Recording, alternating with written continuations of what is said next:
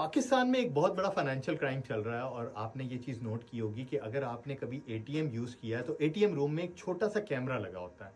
होता यूं है कि जो फ्रॉडिये हैं वो एटीएम के कीपैड पर एल्फी डाल देते हैं।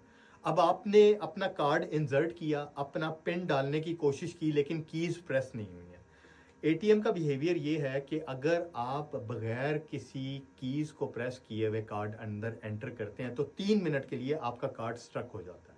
जो फ्रॉडिये ये तमाम काम कर रहे हैं, वो जैसे ही आप कार्ड डालेंगे उनको पता होता है कि ये कीज़ प्रेस नहीं हो रही हैं। थोड़ी देर के बाद वो एंटर होंगे और वो पूछते हैं कि आपका कार्ड भी अंदर फंस गया है?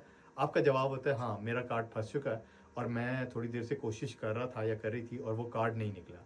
अब वो साथ में आपको पूरी तरह से घेरे में लेते हैं और वो कहते हैं कि जी थोड़ी देर पहले हमने भी अपना कार्ड डाला था, हमारा कार्ड भी जो है अंदर स्ट्रक हो गया।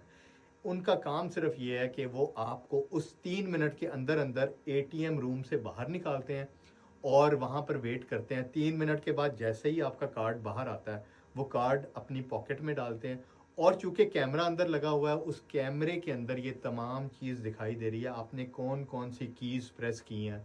बाद में आपके एटीएम कार्ड का मिस यूज़ हो जाता है। जो लोग ये एक्टिविटीज़ परफॉर्म कर रहे हैं वो यूजुअली फ्राइडे नाइट से संडे नाइट तक ये काम करते हैं, जिस दौरान अमूमन बैंक बंद होते हैं। सो ऐसा करने से 1-2 दिन के अंदर अंदर वो आपका पूरे का पूरा अकाउंट खाली कर सकते हैं। अगर आपके साथ भी कभी इस तरह की कुछ सिचुएशन बने तो आपने पैनिक बिल्कुल नहीं होना, थोड़ा सा वेट करना है। आपका कार्ड विदिन 3 मिनट्स एटीएम से खुद ब खुद बाहर आ जाएगा। आपने वेट करना है और अगर कोई फ्रॉडिया ऐसा कर रहा है तो आपको थोड़ा सा विजिलेंट रहना पड़ेगा।